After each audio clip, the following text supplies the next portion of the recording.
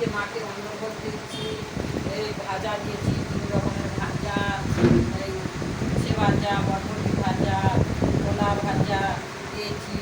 তারপরে কচু খেতে চেয়েছিল, কচু খেতে খুব ভালোবাসে মা, বাবা, গোবিন্দ। কচু শাকের যে ছোলা দিয়ে রান্না করেছি।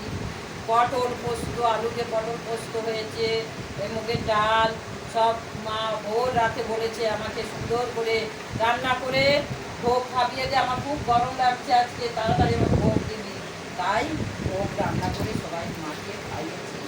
আর ভোর রাত্রে আমাকে বলেছে আমের জুস দিবি, আমার খুব গরম লাগে, আমের জুস আমাকে নিয়ে এসে খাওয়াবি।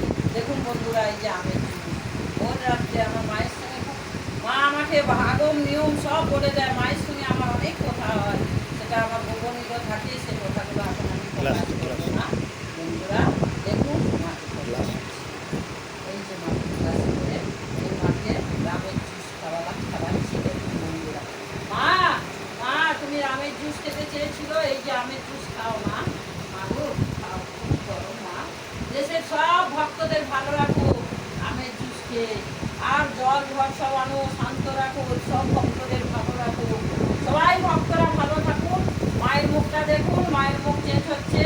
মা খুব খুব ভালো মা, মাকে সবাই ডাকো, মায়ের নামে জপ করো, সব ভালো থাকো। জয় জয় মা তারা মা, জয় জয় মা তারা মা। দেখুন ভক্তরা মা ফুল দিল। মাকে বলার সঙ্গে সঙ্গে মা কিন্তু খুব খুশি হয়ে মা একটা জবা ফুল ফেলে দিল। মা এ বাপরে, প্রভু বাপরে, কালুয়া বাবা বান্ধে খাও।